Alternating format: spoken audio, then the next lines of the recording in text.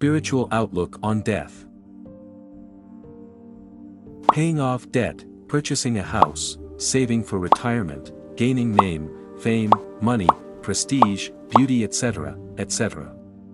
All these plans and programs are rampant in today's materialistic society. People consider and plan for their personal enjoyment many decades into the future. They basically think they will be on this earth forever. Certainly, some may say, one day I am going to die, but there is nothing going on in their life that points to the idea that they really believe this. Their entire life outlook, structure, and planning demonstrate that they feel they will remain on this earth forever, or at least for so long that they need not think about death. Most aim for material wealth and comfort, name and fame, and various temporary gains, thinking that those things will keep them happy forever. And they say that, when I retire, at the age of 65 or so, then life will be glorious, I will have X amount of money and lots of free time. People begin planning for this golden era of their life when they are merely 25 years old, or even younger. Future of those who indulge in worldly pleasures. For such persons, their life revolves around the false notion that they have come here to remain permanently on this earth, as if this place is their eternal abode. They do not think that one day they will leave. Nor do they contemplate that their death could come as early as today or tomorrow. This outlook is quickly spreading from Western materialistic nations to all countries of the globe, wherever materialism is in vogue. However, as we know, this type of mentality is not helpful as it runs contrary to our spiritual ideal and Guru's guidelines. Plus it invites, at minimum, two serious deficiencies in the practical sphere. There are two main character flaws which manifest when one thinks of this world as their final abode. Number 1. People fail to utilize their life to do truly good works that will enhance their progress, i.e. increase their proximity to Parama Purusa. They do not engage in a life of sadhana and service.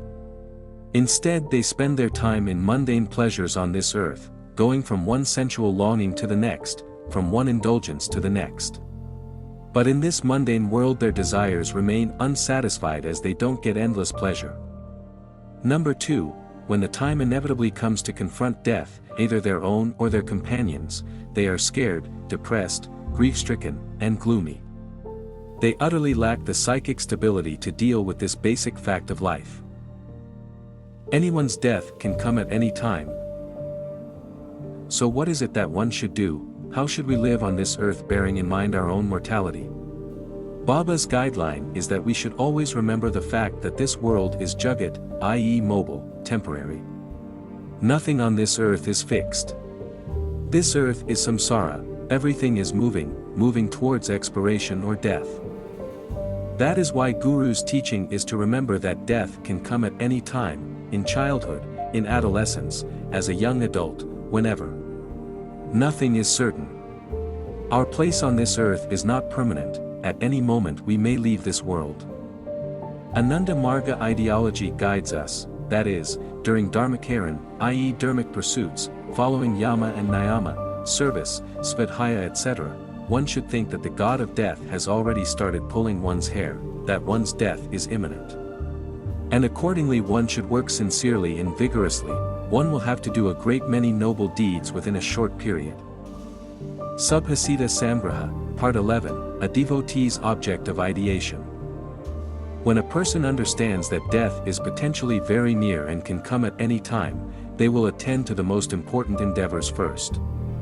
It is just like if someone is planning to leave their house in 5 minutes, then they will attend to the most important works, grab their keys, lock the house, and prepare to go out. They will not waste those 5 minutes in petty pursuits. Similarly, those knowing they will leave this earth soon will address the most significant points first and aim to make a link between unit and cosmic. They will try to please Parama Purusa, and not just waste their time in fleeting pleasures. Here again is Baba's teaching about how we should view everything in this world, including our own life. Ananda Marga ideology says, then, smara nityam anishitam. Nitya means always, remember always the transitory nature of things. Anishiyatam means the ephemeral, the transitory. A thing which was born will die one day, that which comes within the scope of the spatial, temporal and personal factors will alone be born and die. Subhasita Samgraha, 21, Nayati in Dharma. One day you will have to leave this human body. All this demands a fundamental shift in outlook. Instead of thinking that, I have come here for a long, long time. One should think that, I am here on borrowed time. This body has been given to me for a limited time, an extremely short time, a maximum of 100 to 150 years, not thousands of years. In addition, one should bear in mind that they may die any time and not even see tomorrow's sunrise. In that case, a person will rush to do great things immediately and try to understand their true nature. Tragically, most forget that this body has been given to us on loan. They think this body will last forever on this earth. This leads to lethargy and a false sense of contentment. A person will eat, drink, and be merry, and whittle away one's time. They will forget that their current energy and strength will not last. After the age of 39, the body begins to decay. One will lose energy, muscle power, hearing, eyesight, etc. Plus any moment, one may be scooped away from this earth without a moment's notice. Because this body has been given on loan. And only Parama Purusa knows for how long. We do not, as sadhakas, we should always be aware of two things. 1, our final abode is elsewhere. 2, our body will not last long. In that case, we will maximally utilize our body for attaining salvation, not worldly pleasures, because worldly pleasures cannot give endless peace. It is just like if a person goes to the market to get medicine for their ailing grandfather. With that goal in mind, they will reach to the drugstore, secure the medicine, and return home quickly with the medicine for grandfather. They will pointedly do their duty. In contrast, if one goes to the market and fails to remember their goal of getting medicine for grandfather, they will pass by the drugstore and instead spend hours and hours in the cinema house, watching one movie after another, until midnight. Finally, when they leave the cinema hall, they will walk to the market and find that all the shops are closed. In the end, they return home without any medicine for grandfather. So they are scolded and punished for being so neglectful. Conclusion. Those on the spiritual path always remember that life is short. They understand they have no time to look left or right, i.e., indulge in worldly fancies. They always keep their mind focused front and center, i.e., I have come here to serve and please Parama Purusa, and I have no idea how long I will have this precious opportunity. So my each and every moment on this earth is for sadhana and service.